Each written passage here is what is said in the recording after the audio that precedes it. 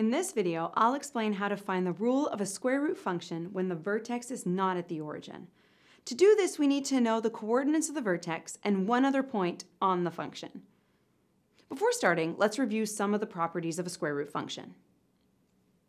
The standard form of the rule of a square root function is f of x equals a square root of b times x minus h plus k. The vertex is at the point hk that is located at the end point of the curve. If the function is defined above its vertex, in other words, if all of its points have a y-coordinate greater than k, then parameter a is positive. If the function is defined below its vertex, meaning all of its points have a y-coordinate that is less than k, then parameter a is negative.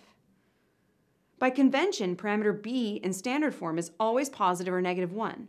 If the function is defined to the right of the vertex, then parameter b is positive. Reducing the equation simply gives us the square root of x minus h.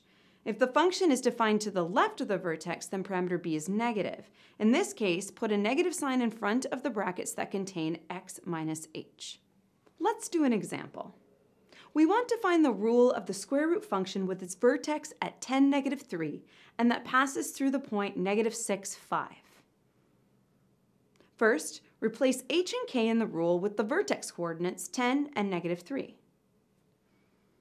Then determine the sign of parameter b.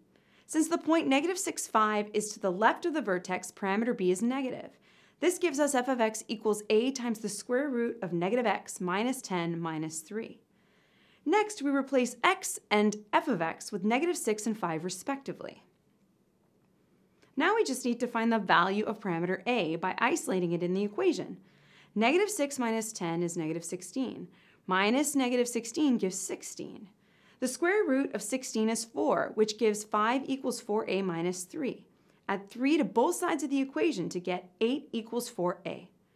Finally, dividing each part of the equation by 4 gives 2 equals a. A is positive, which is consistent with the fact that the point negative 6, 5 is located above the vertex. This gives us the rule f of x equals 2 square root of negative x minus 10 minus 3. Hopefully this video has helped you better understand how to find the rule of a square root function when the vertex is not at the origin. You can also watch our video about what to do when you don't know one of the coordinates of the vertex.